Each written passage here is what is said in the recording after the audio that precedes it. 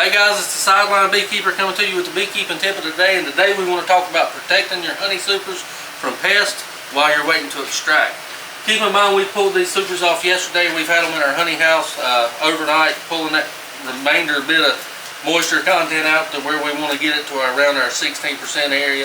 And the two things we're really concerned about in here is small hive beetle and wax moths. The small, 90% of your supers are going to have some small hive beetle eggs in them and some wax moth eggs, and unprotected by the bees and off the colony and in this warm environment is a perfect breeding ground for those things to emerge and hatch and cause you problems. The small hive beetle will come in these honey supers and they'll worm through them looking for protein sources like pollen and any brood comb that may be in here so they can feed. And once they start defecating in your honey, it's going to cause you problems with fermentation. So you want to make sure that we recommend no more than 48 hours in our area to get these off and extracted and get them put away.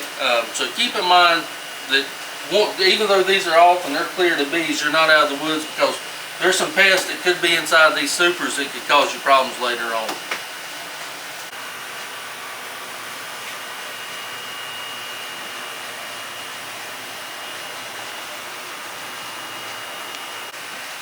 Okay guys, another thing you want to keep in mind is after you've extracted your honey, don't just put the combs back in your supers and forget about them.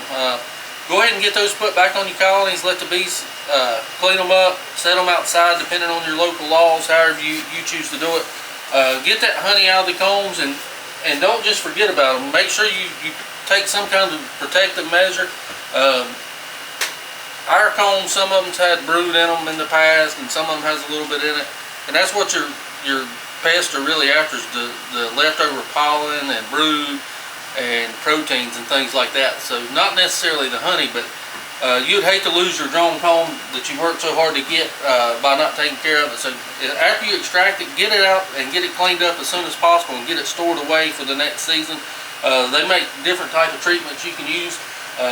We use paramoth ourselves, but you can use sunlight and leave them open, leave them stacked where plenty of light and wind can get into them, and that helps a lot as well.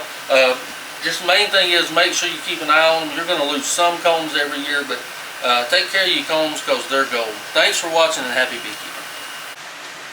Hey guys, what's up? It's the Sideline Beekeeper coming at you with the